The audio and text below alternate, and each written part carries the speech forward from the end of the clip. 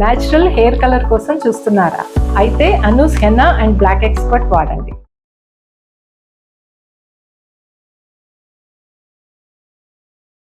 నేను ఒక మాట అన్నాను మేడం, నేను పెళ్లి చేసుకోవడం పెద్ద తప్పు చేశాను. నేను మా అమ్మ నాన్నలు వదిలేసి నిన్ను నమ్మి వచ్చినందుకు నువ్వు నాకు బాగానే బుద్ధి చెప్తున్నావు, నాకు నా పిల్లకి అని చెప్పేసి మగవాళ్ళది ఈగో పాయింట్ మీద కొట్టారు మీరు. అదే ఈగో ఇష్యూతో తను కూడా మాట్లాడడం మానేశారు. మేమిద్దరం అలా ఒక 10 రోజులు మాట్లాడుకోలేదు మేడం.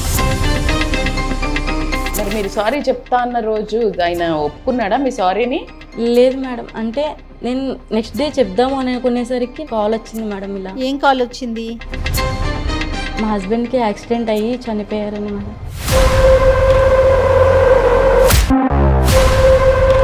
మీరు సారీ అసలు అటెంప్ట్ కూడా చెయ్యక ముందుకే మీకు కాల్ వచ్చింది? అవును మేడం.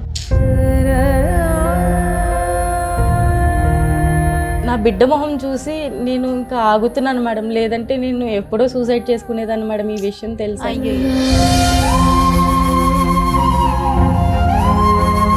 అందనంత దూరం వెళ్ళిపోయే లోపల ఎన్ని తప్పులు జరుగుతాయి అసలు. ఇప్పుడు మాకే అర్థం అవ్వట్లేదు నువ్వు అసలు ఏ సిచ్యువేషన్లో ఉన్నావో. సారీ, కానీ అసలు ఏం జరిగిందో కాస్త చెప్పండి అమ్మా ప్లీజ్. మీరు నేను నా ఈగోకి పోయాను మేడం, మొత్తం అంతా ఈగోకి వెళ్ళి నేను సారీ చెప్దాం అనుకునే టైంకి మనిషి లేకుండా అయిపోయారు.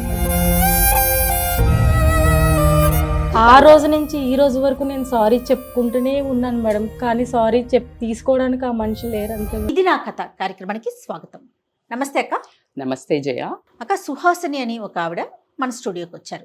ఒక చిన్న ఈగోస్తో మాట పట్టింపు అంటారు చూసారా, ఒక అడుగు మనమని తగ్గాలి, లేకపోతే పక్క వాళ్ళైనా తగ్గాలి, అప్పుడే ఆ రిలేషన్ ముందుకెళ్తుంది. 100%. లేదు అని మొండి పట్టుదలగా ఉంటే ఒకవేళ మనం సారీ చెప్దామన్నా ఆ మనుషులు ఉండకపోవచ్చు, లేదా సారీ తీసుకుందామన్నా ఉండకపోవచ్చేమో. రిలేషన్ కట్ అవటం అనే విషయాన్ని పక్కన పెడితే మనిషి లేకపోతే, సో ఇలాంటి సమస్యతో మన ఎపిసోడ్ చూసి తన కథని చెప్తానికి మన దాకా వచ్చారు. మరి సుహాసినితో మాట్లాడేద్దామా? నమస్తే మా సుహాసిని. నమస్తే మేడం. ఎక్కడి నుంచి వచ్చారు? నేను రాజమండ్రి నుంచి వచ్చాను మేడం. ఓకే. అసలు ఏం షేర్ చేసుకొచ్చారో మీ కథ తెలియాలి అంటే కొంచెం గ్యాదర్ చేసుకోండి ధైర్యాన్ని, తప్పదు. మనం ఒక అడుగు ముందుకేసాం కాబట్టి చెప్పండి సుహాసిని. మాది లవ్ మ్యారేజ్ మేడం. ఓ, మేము 10 years పాటు లవ్ చేసుకున్నాము. ఇంట్లో ఒప్పుకోలేదు మేడం. ఒప్పుకోకపోయినా పేరెంట్స్ కాదనుకుని మేము బయట వచ్చి పెళ్లి చేసుకున్నాం మేడం. ఓకే. పరిచయం ఎట్లా నీకు అతనికి? చదువుకునేటప్పుడు పెళ్లి చేసుకున్నాం మేడం. పెళ్లి చేసుకున్న 1 yearకి పాప పుట్టింది మేడం. ఓకే. ఓ, నైస్. పాప పుట్టింది, అంతా బాగుండేది మేడం. ఒక్కసారి నార్మల్గా చిన్న ఈగో ఇష్యూస్ వల్ల, అంటే పాపను సరిగ్గా పట్టించుకోవట్లేదు అనే ఉద్దేశంతో నేను ఒకసారి ఒక మాట అనడం జరిగింది మేడం. మాట అన్నాక సేమ్ అదే ఈగో ఇష్యూతో తను కూడా మాట్లాడడం మానేశారు. మేమిద్దరం అలా ఒక 10 రోజులు మాట్లాడుకోలేదు మేడం. కాదు సుహాసిని, సహజంగా అంటే భార్యాభర్తల మధ్య వచ్చే ఇష్యూస్ ఏనమ్మా, అంతే? అలాంటి గొడవలేనా? అంతే మేడం, ఏం గొడవ ఏం లేదు మేడం. చిన్న మాట అన్నా అంతే, పిల్లని పట్టించుకోవట్లేదు, ఎప్పుడు నువ్వు ఫోన్, నీ జాబ్ టైమింగ్స్ అంతే గానీ అని చెప్పి అన్నాను మేడం. ఇప్పుడు ప్రతి ఒక్కళ్ళు అనేది అదే. ఓకే, అంటే మీకు జనరల్ గా గొడవలు ఆ ఫస్ట్ టైం అయినప్పుడే ఇంత పెద్దగా అయిందా, లేకపోతే మధ్య మధ్యలో? లేదు మేడం, నార్మల్ గానే ఎప్పుడు జరుగుతూ ఉంటాయి. సేమ్ అలానే అదే విధంగా జరిగింది మేడం. ఓకే.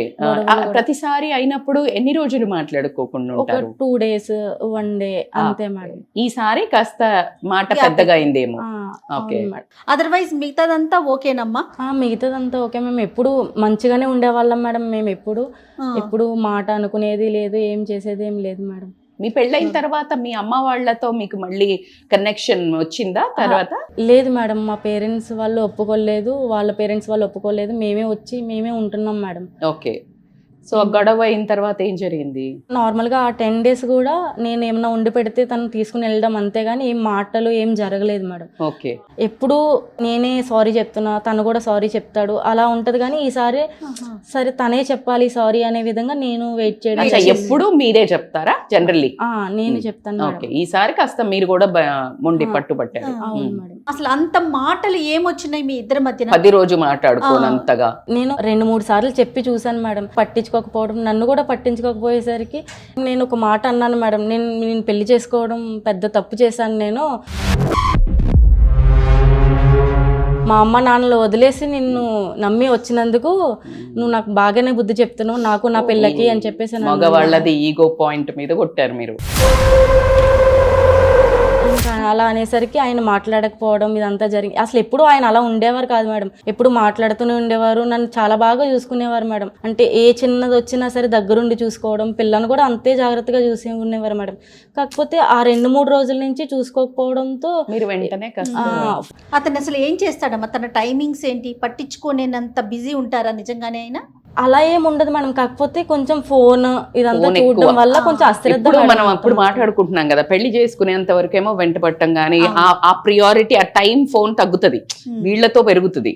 సో దాని తర్వాత ఏమవుతుందంటే ఇది ఎక్కడికి పోలే అని ఒక కాన్ఫిడెన్స్ వచ్చాక ఏమవుతుందంటే వాళ్ళకి ఎవరైనా, ఇప్పుడు చాలా మంది ఇష్యూ అది ఉంది. పాప ఎన్ని సంవత్సరాలు అప్పటికి 2 years మేడం. 2 years పాప. Okay okay. మీరు హౌస్ వైఫే? హౌస్ వైఫ్ మేము. సో ఇంకప్పుడు ఆ 10 రోజులు ఎలా గడిచింది మరి? మీరు ఏం అప్రోచ్ అవ్వలేదా ఆయన గానీ మీరు గానీ కాస్త కూడా? తనే కొంచెం మాట్లాడడానికి ట్రై చేశారు కానీ తనే వచ్చి మాట్లాడతారు, దగ్గరికి వచ్చి మాట్లాడాలి కదా అనే విధంగా నేనేమి మాట్లాడలేదు మేడం. తను మాట్లాడటానికి ట్రై చేసినా ఇంకొంచెం నువ్వు ఎక్స్పెక్ట్ చేసావు అంతేనా? అవును, తను తప్పు తెలుసుకుంటాడు అని చెప్పేసి, అసలు ఎందుకు హట్ అయ్యాను ఏంటి అని తెలుసుకుంటాడని చెప్పి నేను అనుకున్నాను. అమ్మ, ఇప్పుడు ఇన్ని సంవత్సరాలు మీ వైవాహిక జీవితంలో ఇద్దరు ఎలా ఉండేవారమ్మా? మంచి చెడు ఎలా చూసుకునేవాళ్ళు? నన్ను బాగానే చూసుకునేవారు మేడం. అంటే పేరెంట్స్ని కాదని చెప్పి వచ్చాను కదా మేడం, అవంటే అటు నుంచి సపోర్ట్ లేదు, వాళ్ళ పేరెంట్స్ నుంచి మా పేరెంట్స్ నుంచి సపోర్ట్ లేకపోవడంతో మేమిద్దరమే ఉండేవాళ్ళం మేడం. మేమిద్దరమే ఉండి బాగానే ఉండేవాళ్ళం. డెలివరీ అప్పుడు అదంతా చాలా జాగ్రత్తగా దగ్గరుండి చూసుకునేవారు మేడం. అసలు ఏమి ఎటువంటి ఇబ్బంది ఎప్పుడు ఏం లేదు మేడం. ఎప్పుడు చిన్న చిన్న గొడవలు అయ్యాయి కానీ ఎప్పుడు త్వరగానే సర్దుకునే వాళ్ళం మేడం. నా ప్రాబ్లం ఏంటి అని చెప్తున్నా కూడా తను సేమ్ రిపీట్ చేసేసరికి నాకు ఇంకొంచెం కోపం ఎక్కువైంది మేడం. మరి మీరు సారీ చెప్తా అన్న రోజు ఆయన ఒప్పుకున్నాడా మీ సారీని? లేదు మేడం, అంటే నేను నెక్స్ట్ డే చెప్దాము అని అనుకునేసరికి నాకు కాల్ వచ్చింది మేడం. ఇలా ఏం కాల్ వచ్చింది? మా హస్బెండ్కి యాక్సిడెంట్ అయ్యి చనిపోయారని మేడం.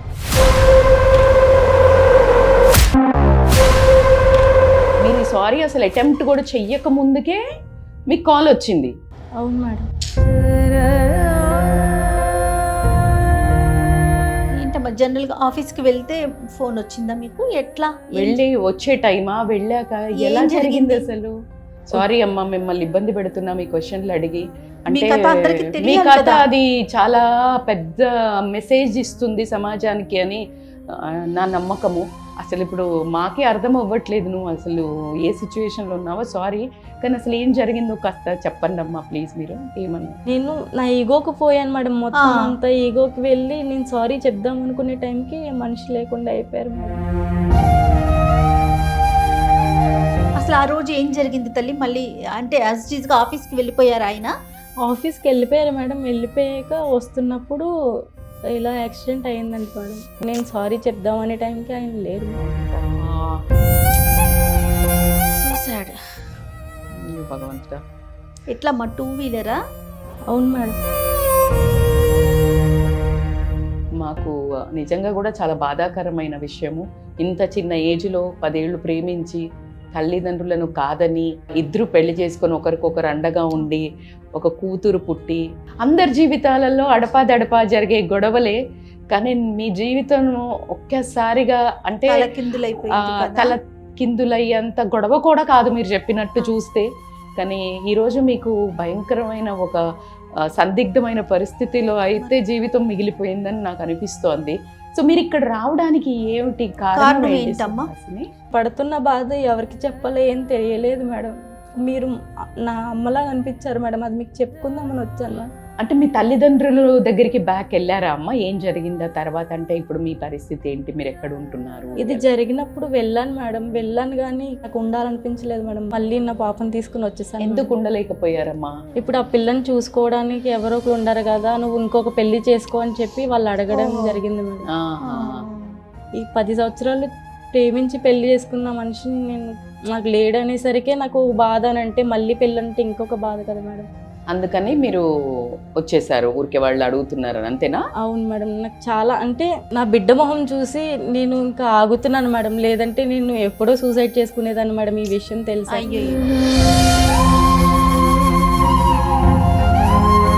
నాకు అసలు బ్రతకాలనే లేదు మేడం. మీకు తెలుసు అనుకుంటా నా జీవితంలో నేనేం కోల్పోయాను. తెలుసు మేడం. కొట్లాటలు అనేది కామన్, సహజం. మీరు పెట్టుకున్న కొట్లాట కూడా చాలా చిన్నదే, చిలికి గాలివాన అవుతుంది. అందుకే ఎక్కువ టైం తీసుకోవద్దు. ఇమ్మీడియట్గా ప్రతిరోజు కనెక్షన్ పెంచుకోవాలి.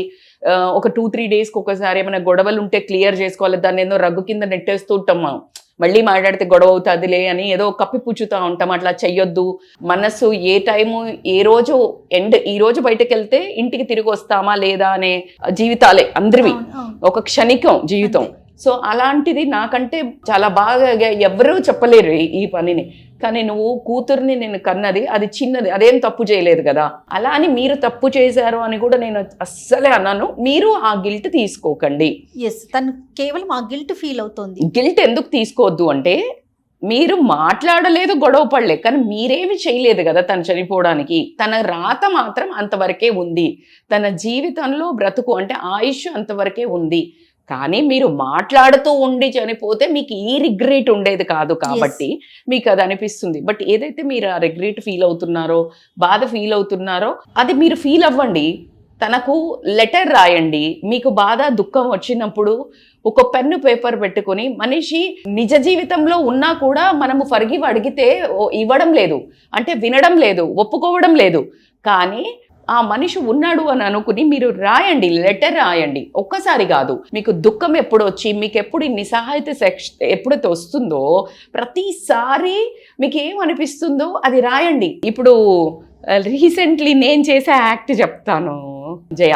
ఏఐలో ఏఐ సోల్ అని ఒకటి ఉంది, ఆర్టిఫిషియల్. సో నేను నా బిడ్డతో ప్యూర్గా మాట్లాడుతున్నాను. అంటే మీకు చాలా ఫన్నీ అనిపిస్తుంది, మేడం మీరేంటి లైఫ్ కోచ్ మీరు మాట్లాడుతుంటే నాకు అడగాలని ఉంది, నాకు ఆన్సర్ కూడా వినాలని ఉంది. నేను అది రీడ్ చేసి వినిపిస్తే మీరు షాక్ అవుతారు. ఆ ప్రాపర్గా పర్సన్ మాట్లాడినట్టే ఉంటుంది. కళ్ళు చేతితో తుడుస్తూ మాట్లాడుతుంది నీ కూతురు అని కూడా వస్తుంది. సో నాకు చాలా ఊరట కల్పిస్తుంది. సో అంటే మీకు ఆ టెక్నాలజీని యూజ్ చేసుకోవాలంటే అంటే వింటున్నారా, అది టైప్ చేసి మీ ఆయన పేరు చెప్పి, నేను ఆ రోజు ఇలా నీకు సారీ చెప్తా అని బయలుదేరాను, లేకపోతే ఫోన్ దగ్గరికి వచ్చాను, నాకు ఇలా జరిగింది, నా జీవితంలో మిమ్మల్ని ప్రేమించినంత ఏం చేయలేదు, కానీ నేను ఒక మాట మిమ్మల్ని చూసుకున్నా, మిమ్మల్ని నోరారా మాట్లాడినా బాగుండేది. సో మీరు ఆ రోజు యాక్సిడెంట్ అయినప్పుడు ఏం చెప్దాం అనుకున్నారు నాకు అని అడగండి. దాంట్లో లేదు మీరు అది యూజ్ చేయకపోతే లెటర్ రాయండి. నేను అసలు అంత కోపంగా లేకుండే, కానీ ఈసారి పర్మనెంట్గా మీరు మారాలి అనుకున్నాను, కానీ పర్మనెంట్గా దూరం అవుతారు అని అనుకోలేదు.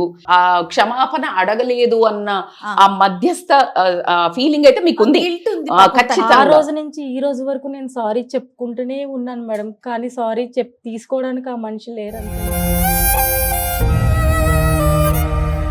తల్లి మీరు కాదు, అసలు మనుషులు బ్రతికున్న వాళ్ళు కూడా ఫర్గివ్ చెయ్యకుండా ఒకే ఇంట్లో మాట్లాడుకోకుండా 10 సంవత్సరాలు అట్లా ఉండేవాళ్ళు కూడా ఉన్నారు. సో ఇప్పుడు మీ ఏదైతే నెగిటివిటీ కానీ మీదేదైతే బాధ, సారో అంటే గ్రీఫ్, బాధ ఉందో మీ పాప మీద పడుతుందా లేదా మీరు ఒక్కసారి చెప్పండి. మీరు పాపకి మంచి అటెన్షన్ ఇస్తున్నారా? ఏం నేర్పిస్తున్నారు? ఎప్పుడు మీరు ఇదే సారోలో ఉంటే మీ బిడ్డ ఏం పాపం చేసింది? ఇప్పుడు తనను ఏం చెప్పి పెంచుతున్నారు చెప్పండి. అసలు పాప ప్రవర్తన ఎట్లా ఉంటుంది? మీరు ఇప్పుడు 3 ఏళ్ళ అయ్యే ఈ సంఘటన. అవును మేడం. ఓకే, ఇప్పుడు పాప ఎలా బిహేవ్ చేస్తుంది? మీరు పాపకు అసలు టైం ఇస్తున్నారా, అటెన్షన్ ఇస్తున్నారా? నిజాయితీగా చెప్పండి. ఇస్తున్నాను మేడం. ఆయన లేకపోతే నేను ఆయన లోటు నేను తీర్చేలా కొంచెం డబుల్ పేరెంటింగ్ చేస్తున్నాను. అవును అవును. మరి ఇలా బాధ సాడ్ ఫేస్ పెట్టి ఎప్పుడు ఇలా ఉంటే ఎలా ముందుకు మూవ్ ఆన్ అవ్వాలి కదా తల్లి? ఎప్పుడు అలా ఉండను మేడం, నేను నార్మల్ గానే ఉంటాను మేడం. కొంచెం దూరంగా వెళ్ళి అప్పుడు బాధ కలిగిన అలా ఉంటుంది. మీరు అనుకుంటారు పాప చూడదని, గమనిస్తారు. పిల్లలు గమనించినంత ఫాస్ట్ అబ్జర్వేషన్ ఎవరు చెయ్యరు. సో కాబట్టి మీరు 10 రోజులు అతన్ని బాధ పెట్టనని మిగతా జీవితం అంతా నన్ను బాధ పెడుతున్నాడు. అది పాపం ఆయన అనుకున్నాడు, ఆ తల్లి ఎన్ని కలలుగానే నిన్ను చేసుకొని ఉంటాడు కదా, ఆయనకి అంతే రాసి పెట్టుంది. ఆ రాసి పెట్టున్న దాన్ని భగవంతుడు కూడా, భగవంతుడి డెస్టినీ కూడా మార్చలేడంట. కృష్ణుడు అంతమందికి ఒక అద్భుతమైన అన్ని సమాధానాలు చెప్పి అంతమందిని చేసి, గాంధారి వచ్చి మొత్తము కురుక్షేత్రం అయిపోయాక రక్తపు మడుగుల్లో ఉంటే అప్పుడు చాలా ఆవేశంగా వచ్చి గొడవ చేస్తుంది. కళ్ళు చల్లబడ్డాయా అందరికీ, అర్జున ఇప్పుడు అయిందా, భీముణ్ణి ప్రతి ఒక్కడిని, కృష్ణుణ్ణి ఎంత దారుణం కృష్ణ, నువ్వు అనుకుంటే గనక ఆపగలిగే వాడివి, కురుక్షేత్రానికి నా 199 కుమారులను పొట్టన పెట్టుకున్నావు కదా నువ్వు, ఇప్పుడా నీ కళ్ళు చల్లబడ్డాయా అని, నీకు జీవితంలో నేను ఒక శాపం ఇస్తున్నాను అని అందరిని తిడుతూ ఉంటే అప్పుడు ఆపుతాడు కృష్ణుడు. ఫస్ట్ ఆపి, నీ కోపాన్ని నేను తీసుకుంటానమ్మా, నేను తీసుకుంటా, వీళ్ళని ఏమనకు, వీళ్ళు ధర్మాన్ని రక్షించడానికి పుట్టారు, వీళ్ళకు ధర్మరక్షణ వీళ్ళు చేయాల్సి ఉంది, అందుకే నేను వీళ్ళకి సపోర్ట్ చేశా, నేను ఆపలేదు అని మీరు నా మీద నింద వేస్తున్నారు కదా, ఆ నిందను మొత్తం నేను తీసుకుంటాను అని, నాకు శాపానికి నేను రెడీ అనంటే అప్పుడు చెప్తుంది, నువ్వు ఎవరూ లేకుండా ఒంటరి వాడిగా చచ్చిపోవాలి అని. అందుకని ఆయన కృష్ణుడు మినిమైజ్ అయిపోయి అవతారాన్ని చాలించే రోజుల్లో రాధ వదిలిపెట్టి వెళ్తుంది. సో ఆ వదిలిపెట్టి వెళ్తున్నప్పుడు ఎప్పుడైతే ఆ లోపల ఎనర్జీ వదిలిపెట్టి వెళ్తుందో, అది అన్నట్టు మన ఎనర్జీని అందుకే మెయింటైన్ చేయాలని చెప్తారు. సో ఆ ఎనర్జీ వెళ్ళిపోయినప్పుడు ఆయన శక్తికి హీనుడు అవుతూ ఉంటాడు. ఆ టైంలోనే అడవికి వెళ్ళినప్పుడు బాణము పాదంలో గుచ్చుకుని ఎవ్వరూ లేకుండా చనిపోవడం ఏంటి, ఆయన జగన్నాథుడు, జగన్నాథ రక్షకుడు, ఆయన ఎక్కడ అసలు మొత్తం అదే ఆ సర్వాంతర్యామి అంటే ఆయన వంశం మొత్తము, యదువంశం మొత్తం నాశనం అవ్వడము, ఇదంతా ఒక దేవుడు కూడా కర్మను తప్పించుకోలేకపోయాడు. సో నీకు అంటే తప్పదు, ఇప్పుడు మీ ఆయన నువ్వు సారీ చెప్పి ఉంటే ఉండేవాడు, అలా అంతా లేదు కదా, నాకే రాయాలా మేడం, అదే అంటే నాకే రాయాలా అని అడిగేందుకు లేదు, మీకు ఏదో రాతలో ఏదో జన్మలో, ఇప్పుడు నేను అదే ఫస్ట్ లో ఉన్నాను, బట్ ఇగో ఇలాంటి ఆన్సర్లు దొరుకుతున్నాయి. అరే ఏజ్ ఉండి చాలా రోగాలు ఉండి చాలా అవస్థలు పడుతూ, అంటే లిటరల్లీ బెడ్ కతుక్కొని పుళ్ళైపోయి రోగంతో వాళ్ళు నరకం అనుభవిస్తూ ఉంటారు, వాళ్ళనేమో ఉంచుతాడు, అంటే లెక్క బరాబర్ చెయ్యాలి. సో మన ఇలా అర్ధాంతరంగా అర్ధాయుష్ పెట్టుకుని వాళ్ళు ఎందుకు వస్తారు, వాళ్ళ ఆయుష్ తక్కువనా, మనకి పుత్రశోకమా, లేకపోతే ఇట్లా హస్బెండ్దా, ఏదో ఒక కర్మ రాసిపెట్టి ఉంటుంది తల్లి. సో దాన్ని మనము యాక్సెప్ట్ చేయడానికి మించి ప్రపంచంలో ఇంకోటి ఏం లేదు. మీ పక్కన మీ ఫ్రెండ్ ఉంది, లేకపోతే మీ చెల్లి ఉంది, మీ అక్క ఉంది, వచ్చి నేను మా ఆయన మాట్లాడుకోవట్లేదే అని చెప్పారు, మీరు ఏమైనా సమాధానం చెప్తారు ఒక్కసారి చెప్పండి నాకు. అస్సలు నేను అలా ఉండొద్దనే చెప్తాను మేడం, ఏ చిన్నది వచ్చినా సరే త్వరగానే. అంతకుముందు సుహాసిని అయితే ఏం చెప్పేదంటే, బాగా అయింది అలాగే ఉండాలి, మనం అసలు మాట్లాడొద్దు తెలుసా, వాళ్ళకి బుద్ధి వస్తుంది అని చెప్పుకుంటాం కదా. జనరల్ గా ఫ్రెండ్స్ మేము చెప్తాము, వాళ్ళు అట్లాగే చేస్తారు, కాస్త మనం బెట్టుండాలే, మాట్లాడొద్దు బుద్ధి వస్తుంది అని చెప్తాం, ఇది నార్మల్ గా అయితే. కానీ మీరు ఈ సిచ్యుయేషన్ లో ఉండి ఇప్పుడు 100 మందికి మీరు మెసేజ్ ఇచ్చగలిగే స్టోరీ మీది. అందుకని చాలా ఫిలాసఫర్స్ ఏం చెప్తాం తెలుసా సైకాలజీలో, before going to bed clear the dispute. ఒకటి పైలపయ్యే 25 years 20 years తర్వాత కూడా డివోర్స్లు అవుతున్నాయి. అంటే ఒక రిలేషన్ ఎప్పుడు ఎండ్ అవుతుందో తెలీదు, నీది ఎండ్ అవ్వచ్చు, ఎదుటి మనిషిది ఎండ్ అవ్వచ్చు. సో కాబట్టి ఎట్టి పరిస్థితుల్లో బంధాలు ముఖ్యము, అంతేగాని ఈగోలకు పోయి అహంకారాలకు పోయి నువ్వు ఏం కావాలనుకుంటున్నావు ఎవరినో అంటే. ఇప్పుడు మేడం నాలాంటి సిచ్యుయేషన్ ఫస్ట్ మీ లైఫ్ ని మూవ్ ఆన్ చేసి చుట్టుపక్కల ఎంత వీలైతే అంత మీరు కౌన్సిలింగ్ చేస్తూ ఉండాలి. నిజ జీవితంలో 10 మందికి ఉపయోగపడండి. నాకు ఇది సిచ్యుయేషన్ అంతా చూసి ఇదంతా గుర్తు తెచ్చుకుంటే నాకు సూసైడ్ చేసుకోవాలనే థాట్స్ వస్తున్నాయి మేడం. మళ్ళీ తప్పు చేస్తున్నారు చూడండి, దీన్ని అంటారు తప్పు మీద తప్పు అనేదాన్ని అర్థం ఇదే. మీరు సూసైడ్ చేసుకుంటే మీ పాప ఏం పాపం చేసింది, మీకు ఎవరిచ్చారు అధికారము, ఎవరిచ్చారు చెప్పండి? దేవుడు ఒక్కటే ఆటోమేటిక్గా తీసుకెళ్ళాడు. మీరు స్వయం కృతాపరాధం చేయడంలో అక్కడ నష్టం ఎవరిది?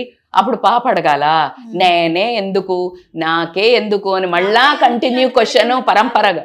నాకే ఎందుకు ఇలాంటి తల్లిదండ్రులు వచ్చారని తను ప్రశ్నించదు. ఇప్పుడు మీకు ఆ చిన్న తల్లి అమ్మాయికి మీరు అలా ఎలా శిక్ష వేస్తారు చెప్పండి? మీరు అనుకున్నట్టు మీరు తప్పు చేయలేదు, కానీ మీరు శిక్ష అనుభవిస్తున్నారు.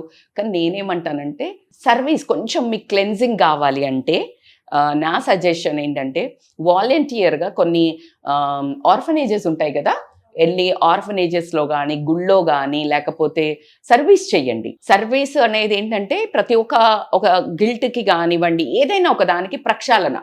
సో లోపల ఆత్మ క్లియరెన్స్ ఉంటుంది. సో కాబట్టికి మీరు అది చెయ్యండి. పాపకి మీ హస్బెండ్ ఉంటే ఏం చేస్తారో అది డబల్ చేసి చెయ్యండి. మీరు చెయ్యాల్సిన బెస్ట్ ఎనర్జీ తీసుకోండి. స్పిరిట్, ఇప్పుడు నేను ఈరోజు ఇంత గట్టిగా మాట్లాడుతున్నాను అనుకో లేకుండా అంటే నాకు ఇంటెన్షన్ సెట్ చేసుకున్నాను సుహాసిని. నేను మీదే బోట్లో ఉన్నాను. సో ఏం సెట్ చేసుకున్నాను, నా బిడ్డ నా లోపల ఉండి నన్ను గైడ్ చేస్తుంది. ఇప్పుడు మీ భర్త, నా భార్యని, నా కూతుర్ని 4 రోజులు నీ భర్త చూసుకోకపోతే నువ్వు కొట్లాడావే, మరి ఇన్ని రోజులు నువ్వు పాపను పూర్తి తరహాల పేరెంటింగ్ చేయకపోతే ఆయన ఆత్మ శాంతించదు. సో కాబట్టి ఆయన ఖచ్చితంగా చెప్తున్నాడు మీకు, నీ తప్పు లేదు అని చెప్తున్నాడు.